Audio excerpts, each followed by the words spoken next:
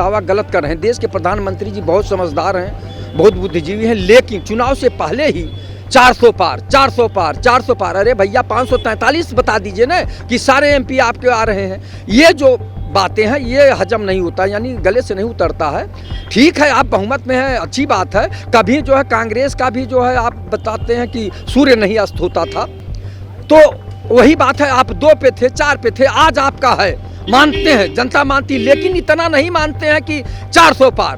बात मोदी जी जो कहते हैं वो वाकई में करते हैं, और कहने वाले तो बहुत कहते हैं कि नहीं उन्होंने कह दी है 400, उन्होंने जो कहा है वो करेंगे।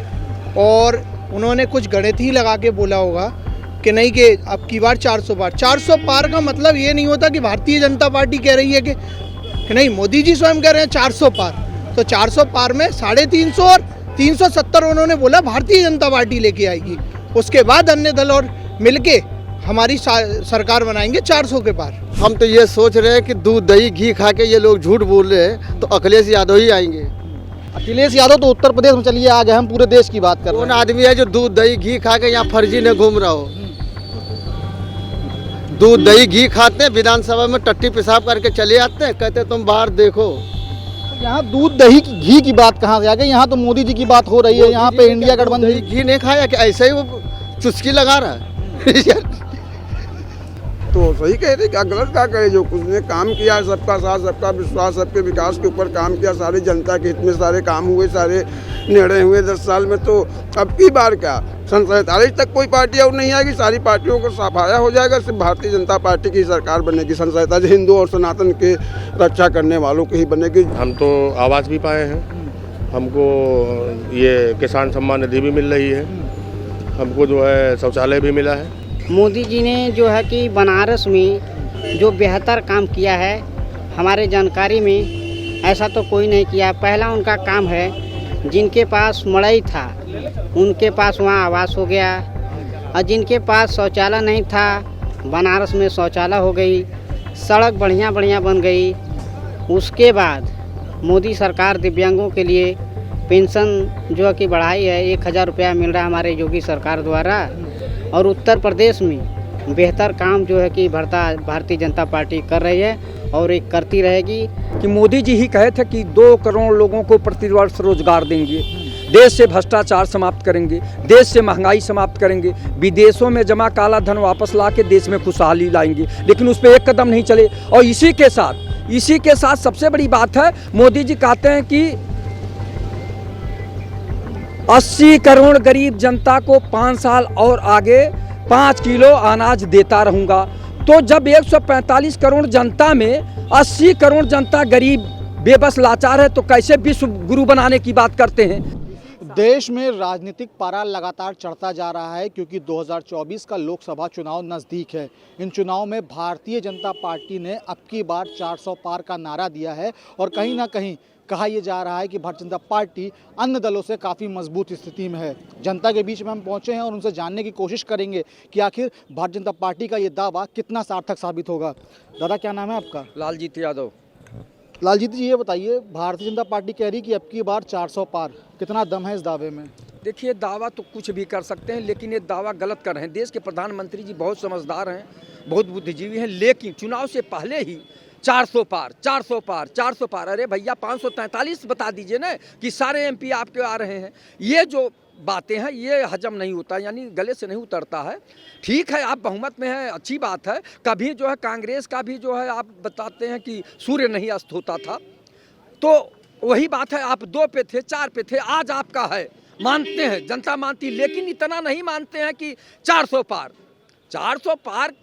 भाई विपक्ष भी है, तमाम दल हैं, आप ये बता दीजिए 4 प्रदेशों में आपका एक एमपी नहीं है। मुझको लगता है कि उड़ीसा में और केरल में, तमिलनाडु में और किसी एक प्रदेश में, इस तरह से आपके 200 सांसदों पे तो आपका एक भी नहीं है। आप इधर आइए, पूर्वी जो है उत्तर प्रदेश या हिंदी बेल्ट में जो है हिंदी भाषी क्षेत्रों में आपका मजबूत है, लेकिन कुछ ऐसी बातें हैं उसके कारण जो है यहाँ भी बिखराव हो रहा है।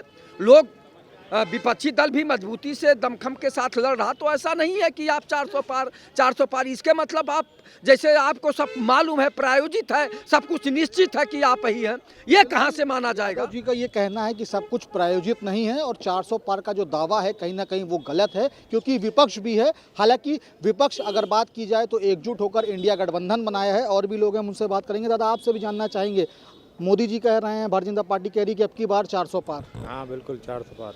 क्यों? मैं सुनील यादव औरैया से हूँ।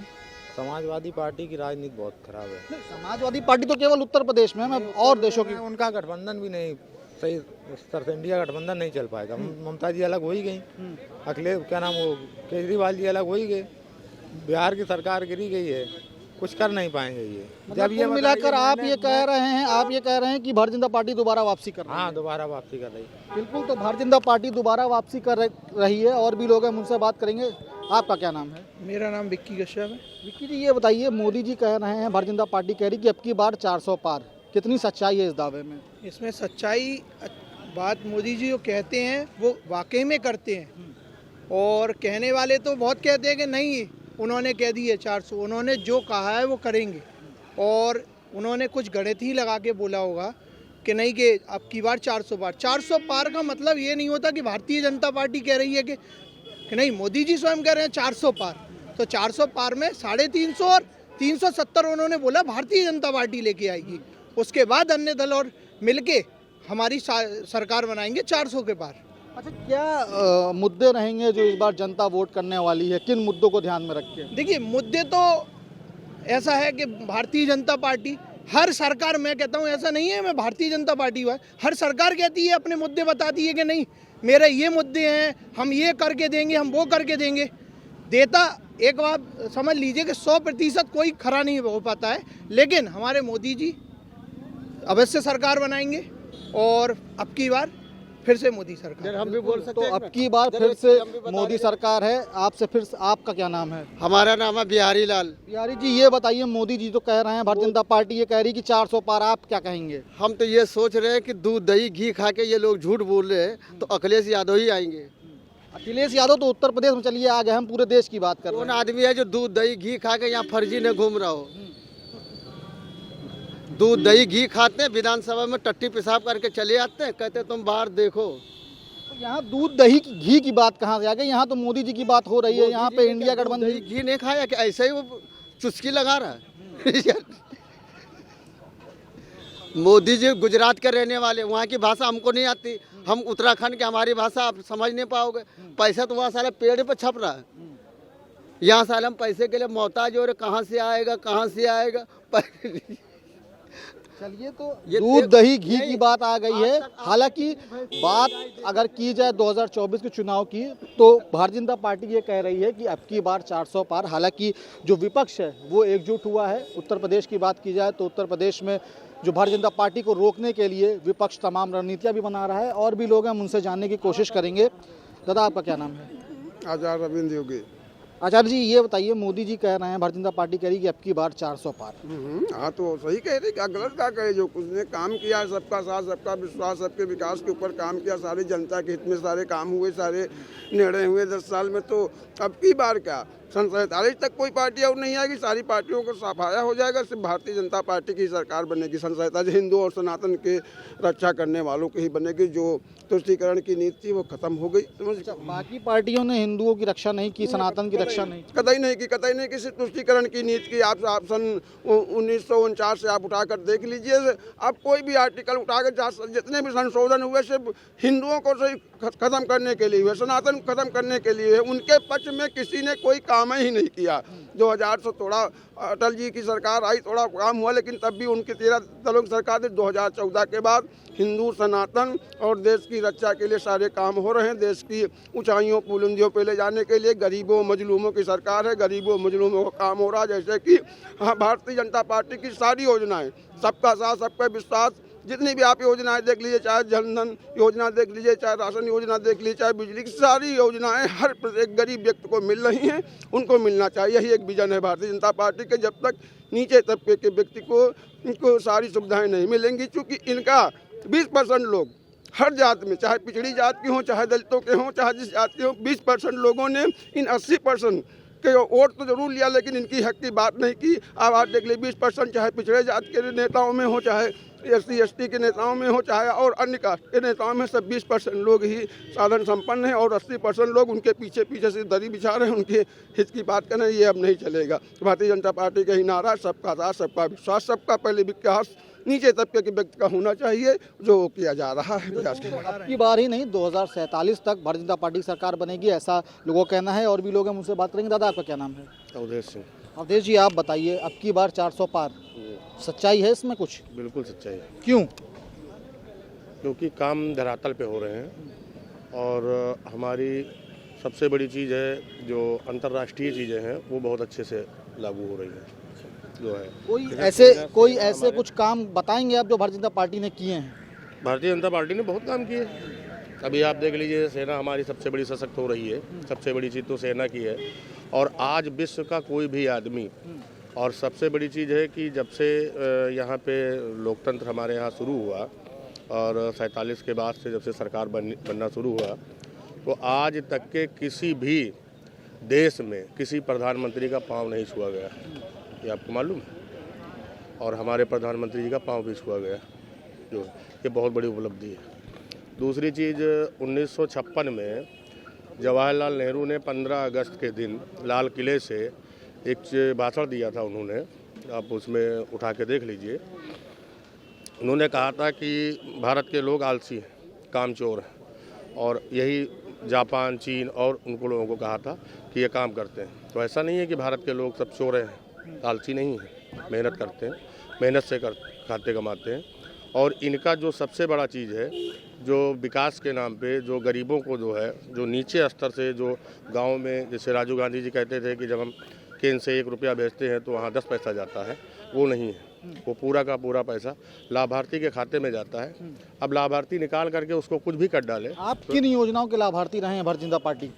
देखिए, जैसे आवास की योजना है, आवास में सीधा पैसा खाते में जाता है। व्यक्तिगत आपकी बात कर रहा हूँ कि आप किन योजनाओं से लाभार्थी हुए? हम तो आवास भी पाए हैं, हमको ये किसान सम्मान निधि भी मिल रही है, हमको जो है शौचालय भी मिला है। तो यानी कि अगर अब की बार 400 पार होती है तो विपक्ष कहाँ जाएगा? विपक्ष जहाँ है वहाँ रहेगा। वो तो भाई, वो तो पहले से है, जहाँ है वहीं रहेगा ना। विपक्ष में है क्या चीज़? विपक्ष में कुछ नहीं है, और मोदी जी जो काम करते हैं वो ज़मीन पर दिखता है, ऐसा जनता का मानना है। और ये भी कहा जा रहा है कि 24 ही नहीं, 2047 तक भारतीय जनता पार्टी की सरकार देश में रहेगी। और भी लोग हैं, उनसे बात करने की कोशिश करेंगे। आपका क्या नाम है? मेरा नाम करण सोनकर है, मैं जिला वाराणसी के रहने वाला हूँ। करण जी, ये बताइए, बनारस की आप बात कर रहे हैं, बनारस के रहने वाले, मोदी जी का संसदीय क्षेत्र है। मोदी जी और भारतीय जनता पार्टी के लोग ये कह रहे हैं कि अब की बार 400 के पार, क्या लगता है? ऐसा है कि उत्तर प्रदेश में 80 लोकसभा सीट है, जिसमें से हमारे अनुमान से उत्तर प्रदेश की 80 में से 70 सीट मोदी सरकार के खाते में जाएगी, और उसमें से 2-4 सीट जो बचेगी ओपी राजभर के खाते में जाएगी। जो सुहेलदेव समाज पार्टी है, वो बहुत अच्छे नेता हैं। और नहीं, यहाँ ओपी राजभर जी की बात नहीं हो रही, यहाँ पे बात हो रही नरेंद्र मोदी की, बात हो रही भारतीय जनता पार्टी की 2024 के लोकसभा चुनाव की। 400 पार का जो नारा दिया गया है, आपको क्या लगता है कि ऐसी कौन सी योजनाएं हैं जिनके बल पर 400 पार होगा? ऐसा है, मोदी जी ने जो है कि बनारस में जो बेहतर काम किया है, हमारे जानकारी में ऐसा तो कोई नहीं किया। पहला उनका काम है, जिनके पास मड़ई था उनके पास वहाँ आवास हो गया, और जिनके पास शौचालय नहीं था बनारस में शौचालय हो गई, सड़क बढ़िया बढ़िया बन गई। उसके बाद मोदी सरकार दिव्यांगों के लिए पेंशन जो है कि बढ़ाई है, 1000 रुपया मिल रहा है हमारे योगी सरकार द्वारा। और उत्तर प्रदेश में बेहतर काम जो है कि भारतीय जनता पार्टी कर रही है और एक करती रहेगी। हमारे उत्तर प्रदेश में अगली बार माफिया और गुंडा अपराधी अपने चरम सीमा पर थे। जब योगी सरकार आई, माफियाओं ने अपना अपना कब्जा बटोर लिया कि भाई अगर चलता रहेगा तो कहीं बुलडोजर न चल जाए। इसीलिए माफिया थरथरा रहे हैं योगी के बुलडोजर से। और ये कार्रवाई सख्ती से होता रहेगा और चलता जारी रहेगा। माफिया जो हैं वो कांप रहे हैं, योगी जी का बुलडोजर चरम पर है। और बड़ी बात ये है कि उत्तर प्रदेश ही नहीं, देश भर में लोगों का ऐसा कहना है कि एक बार फिर से मोदी सरकार आएगी, पूरे देश में पूर्ण बहुमत की सरकार एक बार फिर से भारतीय जनता पार्टी की बनेगी, ऐसा लोगों का कहना है। हालांकि कुछ लोगों का ये भी कहना है कि कहीं ना कहीं एक ओवर कॉन्फिडेंस भी है नरेंद्र मोदी का। और भी लोग हम उनसे बात करेंगे। पता 400 पार की जो बात कही जा रही है, इसका मतलब विपक्ष तो कहीं नजर ही नहीं आ रहा है। कहीं नहीं नजर आ रहा, लेकिन उस पर भी जनता ध्यान देगी ना कि मोदी जी ही कहे थे कि 2 करोड़ लोगों को प्रतिवर्ष रोजगार देंगे, देश से भ्रष्टाचार समाप्त करेंगे, देश से महंगाई समाप्त करेंगे, विदेशों में जमा काला धन वापस ला के देश में खुशहाली लाएंगे, लेकिन उस पर एक कदम नहीं चले। और इसी के साथ सबसे बड़ी बात है, मोदी जी कहते हैं कि 80 करोड़ गरीब जनता को 5 साल और आगे 5 किलो अनाज देता रहूँगा। तो जब 145 करोड़ जनता में 80 करोड़ जनता गरीब बेबस लाचार है, तो कैसे विश्व गुरु बनाने की बात करते हैं। और मोदी जी कोई विश्व लेवल का विश्वविद्यालय नहीं बनाए, विश्व लेवल का कोई कल कारखाना नहीं बनाए, विश्व लेवल का कोई अस्पताल नहीं बनाए, तो कैसे विश्व गुरु बनाने का सपना दिखाते हैं। ये तो बाड़ी के सौदागर हैं, बाड़ी के जादूगर हैं, बाड़ी के व्यापारी हैं। ये जनता राम मंदिर तो बना दिए। हाँ, राम मंदिर बना दिए, उसका स्वागत है।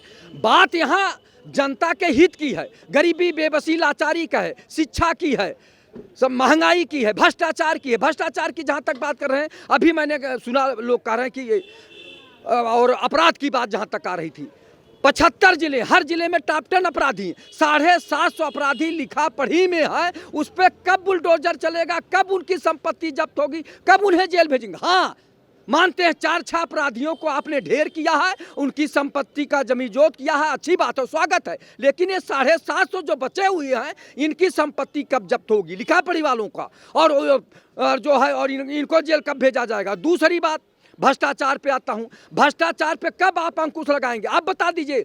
तहसील में लेखपाल से लेके एसडीएम तक, और थाने में जाइए, चौकीदार से लेके थानेदार तक, सारे लोग भ्रष्टाचार में लिप्त है। अगर मोदी जी संकल्प ले लें कि भ्रष्टाचार समाप्त करना है, पूरे देश के एमपी का, पूरे देश के एमएलए का, पूरे देश के आईएएस, आईपीएस, पीपीएस, पीसीएस का पहले संपत्ति के जांच कराएं। इनका लखनऊ में भी घर है, नोएडा गाजियाबाद में भी घर है, नैनीताल में बड़ी बड़ी हवेलियां, कोठी, इनके बड़े बड़े कृषि फार्म कहाँ से आए, इनका वेतन जोड़ दीजिए, और उसके बाद देखिए कहाँ से आए। सवाल जायज है, समाप्त करें। भ्रष्टाचार की बात कही जा रही है। हालांकि इन सब बातों से इतर अगर देखा जाए तो प्रधानमंत्री नरेंद्र मोदी, भारतीय जनता पार्टी लगातार 2024 के लोकसभा चुनाव की तैयारियों में जुटे हुए हैं। तमाम सम्मेलन आयोजित किए जा रहे हैं, और कहीं ना कहीं भारतीय जनता पार्टी की तरफ से ये नारा दिया गया है कि अब की बार 400 पार। हालांकि जो जनता है वो इस दावे को कितना सार्थक बनाएगी, इस दावे में कितनी सच्चाई होगी, ये जब वोट पड़ेगा, उसके बाद जब मतगणना होगी, तब सामने आएगा कि आखिरकार भारतीय जनता पार्टी के इस दावे में कितनी सच्चाई थी। वीडियो जर्नलिस्ट शुभम त्रिपाठी के साथ अभिषेक पांडे, संदेशवाहक, लखनऊ।